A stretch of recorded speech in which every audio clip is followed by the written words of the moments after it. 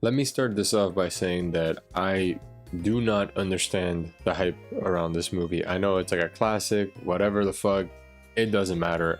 I don't get it. I seen this for the first time.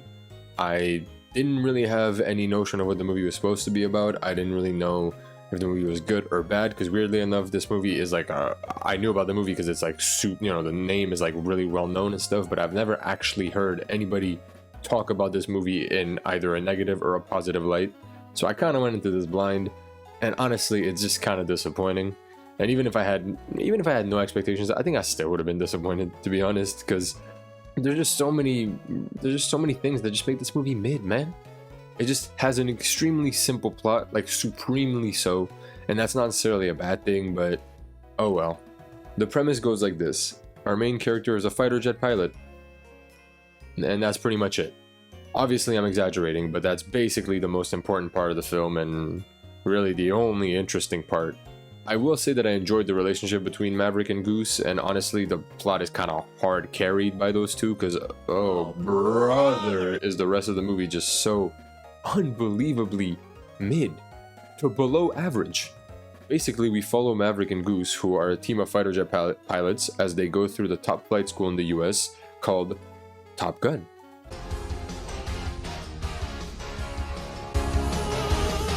Other than that, there's three subplots. There's the rivalry between Maverick and Val Kilmer's character, Iceman, the romance between the protagonist and a character that turns out to be in a position of power, and finally, the mystery surrounding Maverick's father.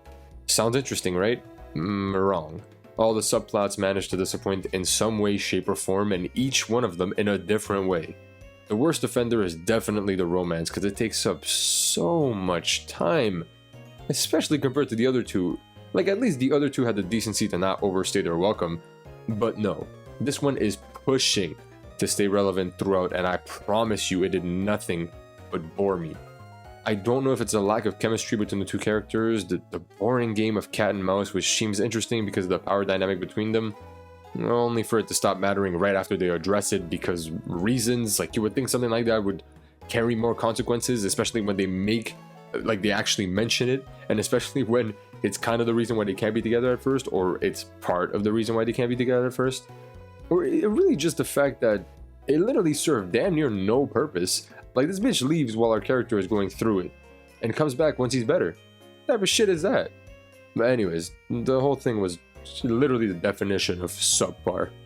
The rivalry between Maverick and Iceman wasn't so bad, but it just felt really forced. Like, okay, sure, Iceman is considered the best, and Maverick has a chip on his shoulder, so I guess they have to dislike each other.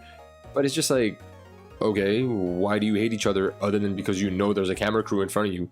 You know what I mean? Could have scrapped a few scenes here and there with the love interest and replaced them with a scene where they butt heads or something, just to make it more believable. Or at the very least to keep me interested, because those romantic scenes are not it. Let me tell you again, bro. I don't know what it is, and maybe it's just me. I'm actually interested to look up other reviews just to know if this is just me, but the romance part of this movie is not good. And it just gets in the way of something more interesting, which is not even that much more interesting in the first place, but it's at least a lot more interesting than whatever the fuck they're serving me with this fucking stale ass relationship. The last one isn't actually that bad. I think what bothered me about Maverick's father is that it kind of built up for the entire movie that he did something wrong, like not really in a bad way, but like in a Kakashi's father type of way, you know what I mean? Like where he disobeyed orders to do the right thing, or at least that's the impression that I had. And then it turns out that that's exactly what he did, and it's actually a really noble thing, and you're sitting there wondering like, wow, why would they ever treat this incident as classified? And then it's like, well, we didn't want the public to know that we were there at the time. And it's like, okay, I get it. But damn, you couldn't even tell the family? Like, little Maverick thinks his father is some trash. Meanwhile, he's fighter jet Jesus. I don't know, the reveal was like real soft too. Like, it just didn't really have any impact on me or on Maverick, low-key, when I heard it, because I guess I kind of figured that it wasn't gonna be that bad. I don't know. I think I'm just disappointed with the movie in general, because it just wasn't what I thought it was gonna be. Which is wild, because again, I literally had zero expectations going into it, and yet I still feel meh about it, which, believe me, it's a very hard thing to do. I think if the movie, instead of focusing on subplots that don't matter, really honed in on the interesting part, which is, you know, like the fighter jet school, like Top Gun, like the hierarchy between the different people. More time spent on the rivalry between Iceman and Maverick could have actually made for an interesting dynamic between the two, because it just gets resolved at the end because there was really nothing there to begin with. So obviously it wasn't going to be hard to resolve. It's like so many weird decisions and too much time spent on things that don't really matter just kind of make for a semi to actually just kind of disappointing movie. I'm going to give Top Gun a grade of 5. It's just average. Maybe this movie just isn't for me, or maybe it's just massively overhyped by the masses for reasons. I guess I'll never know. But what I do know is that they must have paid 5 cents for the entire soundtrack, because they played Highway to the Danger Zone 5 times throughout the short runtime.